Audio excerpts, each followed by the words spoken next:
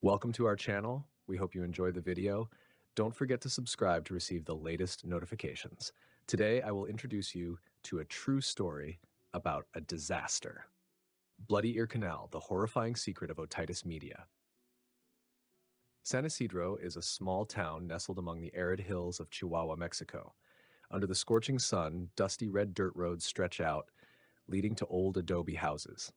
The people here live simple lives, mostly working in agriculture or small businesses. But behind this peaceful facade, a horrifying secret is quietly growing, beginning with an earache that seemed harmless. Rosa Maria Delgado, 32, was a nurse at the only medical clinic in San Isidro. With her long black hair neatly tied back and bright, determined eyes, she was the hope of many poor residents in the area. Rosa grew up in a struggling family. Her father died early from tuberculosis, and her mother sold corn cakes on the streets. This hardship fueled her passion for studying medicine to help her community. But Rosa never imagined that what seemed like a routine case would drag her into the worst nightmare of her life. It all began on a sweltering March afternoon when Jorge Castillo, a 10-year-old boy, was brought to the clinic by his mother. The boy clutched his left ear, tears streaming down his sun-kissed cheeks. His mother, a weary-looking woman named Carmen, anxiously explained, "He's been complaining about ear pain for 2 days. I thought it was just dust or water in his ear, but today he has a high fever and keeps screaming that something is moving inside." Rosa smiled reassuringly and used an otoscope to check. Jorge's ear canal was red and swollen, classic signs of otitis media. She prescribed antibiotics and advised Carmen to let him rest. "It's just an infection, nothing to worry about. A few days of medication and he'll be fine," Rosa said confidently. But as she turned away, Jorge suddenly screamed, clutching his ear. A thick stream of deep red liquid trickled from his ear, dripping onto the clinic's cold stone floor. Rosa froze, quickly checking again. Blood. Not pus, but fresh blood. She had never seen an ear infection bleed like this before. It could be a ruptured blood vessel, she told herself, but Carmen's terrified eyes made it impossible for her to stay completely calm. She quickly bandaged Jorge's ear and urged Carmen to take him to the provincial hospital in Chihuahua, nearly 50 kilometers away. Carmen nodded shakily, but her hesitant gaze revealed the truth. They had no money, no transportation. That night, Rosa couldn't sleep. The image of Jorge's bleeding ear haunted her. She opened her laptop and searched the latest medical literature on otitis media. The common symptoms, pain, fever, pus, all matched, but nowhere did it mention fresh blood pouring out like that. She reassured herself that it was a rare case, but her instincts told her something was terribly wrong. The next morning, Carmen returned to the clinic alone. Jorge was not with her. Rosa felt a chill down her spine as she saw the woman's tear-streaked face. "He's dead," Carmen whispered, her voice breaking. "Last night, on the way to the hospital, he collapsed. The blood wouldn't stop. I called an ambulance, but by the time they arrived, he was gone." Rosa was speechless. A 10-year-old dying from an ear infection? That was nearly impossible. She asked for more details, but Carmen kept repeating that the bleeding wouldn't stop, as if something inside tore his ear apart. Rosa suggested an autopsy, but Carmen refused. "My family doesn't want to disturb his soul," she said before leaving Rosa with a storm of unanswered questions. Within days, 2 more similar cases emerged. One was an elderly man, Miguel, 67, living on the outskirts of San Isidro. He arrived at the clinic with severe ear pain and a strange buzzing sound. Rosa examined him and found his ear canal filled with a mix of pus and blood. She prescribed medication, but less than 24 hours later, Miguel was found dead in his home, blood soaking his pillow. The second case was Anna, a 19-year-old working at a local cafe. Anna came to Rosa in a panic, claiming she could hear whispers coming from inside her ear.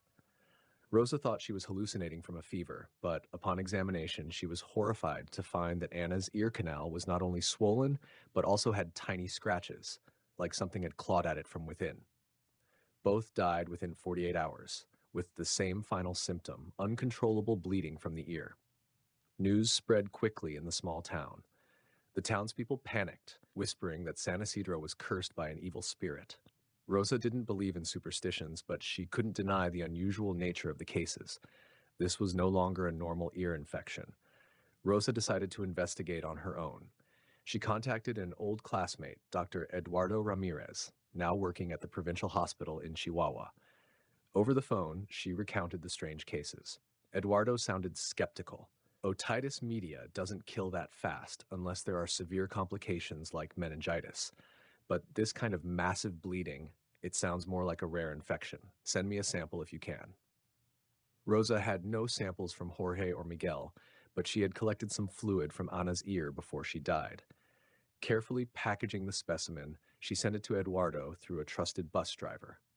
While waiting for the results, Rosa began investigating potential sources of the disease. She asked the townspeople about recent changes. An old street vendor revealed that a few months ago, a mining company had drilled a new water well near San Pedro Hill, a few kilometers from town. The water from there smells strange, but people still use it, the old woman said. Rosa immediately suspected water contamination. She collected water samples from the well in the victims' homes, bringing them back to the clinic for preliminary testing. Under the microscope, she saw tiny particles moving, something not just bacteria, but resembling microscopic parasites.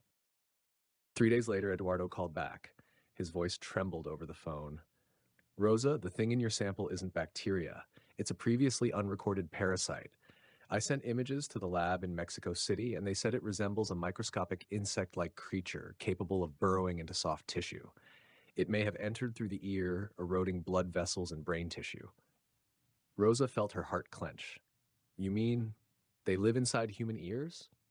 Eduardo was silent for a moment before answering.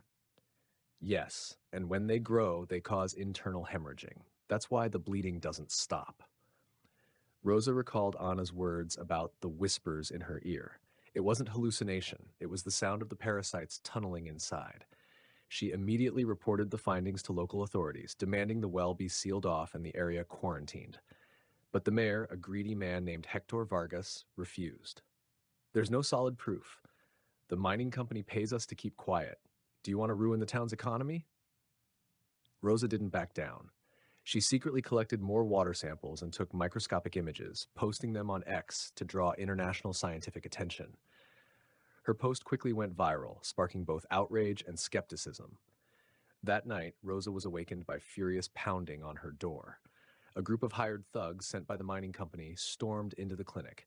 They smashed equipment and threatened to kill her if she didn't stop investigating. Rosa escaped through the back door and ran straight to San Pedro Hill, determined to destroy the well by pouring sterilizing chemicals into it. On the hill under the dim moonlight, Rosa confronted Hector Vargas and his men. A struggle ensued. Hector sneered, "You don't understand, Rosa. The parasites didn't come from the water. They came from the earth, awakened when we drilled too deep. No one can stop them." In the chaos, Rosa pushed Hector, causing the barrel of chemicals to spill into the well. A horrific screech erupted from below, as if thousands of tiny creatures were screaming in agony. Hector clutched his ears, blood pouring from both sides. He collapsed, convulsing, before going completely still. The next day, the Mexican military sealed off San Isidro. Scientists from around the world arrived to study the phenomenon. They confirmed that the parasites were an ancient species, buried for millions of years beneath the rock. Rosa's chemicals had killed most of them, but no one knew for certain how many still remained underground. Rosa survived, but she was no longer the cheerful nurse she once was. Every night, she jolted awake, convinced she could still hear whispers in her ear. San Isidro became a ghost town, abandoned after the catastrophe, and beneath the barren hills, the darkness lay waiting. The tale of the Bloody Ear Canal wasn't just a nightmare for a small town. It was a warning about the secrets buried deep beneath the earth, secrets that should never be awakened.